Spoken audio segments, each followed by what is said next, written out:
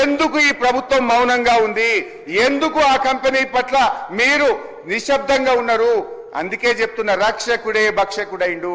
కంచె చేను వేసిన విధంగా ఈ రాష్ట్ర ప్రభుత్వ వ్యవహార తీరుంది. ఈ రకంగా మీరు అక్రమ క్రషర్లు నడుపుతా ఉంటే ఈడ క్రషర్ నడుపుతుంది ఈ యొక్క Tirumala metal industry company.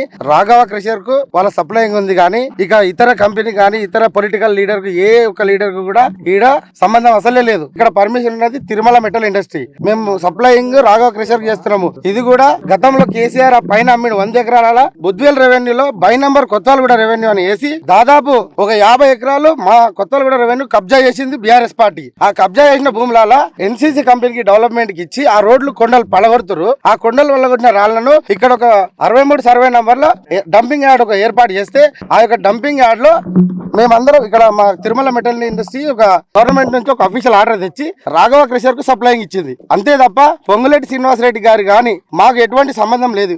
NCC dump yard నుంచి రాయి తీసుకుని హెచ్ఎండి అనుమతితోటి హెచ్ఆర్డీసీఎల్ రోడ్లు నిర్మించడానికి రాఘవ కన్స్ట్రక్షన్ కి పర్మిట్ తోటి మెటల్ సప్లై చేయడం జరుగుతుంది.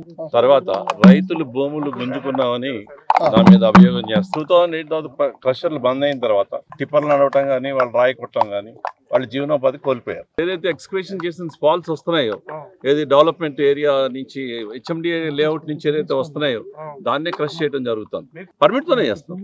రాయల్టీ గవర్నమెంట్ నుంచి మన ఏ వర్క్ అయితే సప్లై చేస్తున్నారో ఆ వర్క్ నుంచి డిడక్ట్ అయ్యి ఆటోమేటిక్ ఏడీ మైన్స్కి వెళ్ళిపోతుంది. ఉన్నవాటికి లేదు. అక్కడ ఎన్సీసీ క్రషర్ ఎన్సీసీ వర్కులకు ఉపయోగిస్తున్నారు. ఇది రాఘవ కన్స్ట్రక్షన్ ఉపయోగించి రాఘవ కన్స్ట్రక్షన్ డిడక్ట్ అయ్యి ఏడీ మైన్స్కి వెళ్తారు.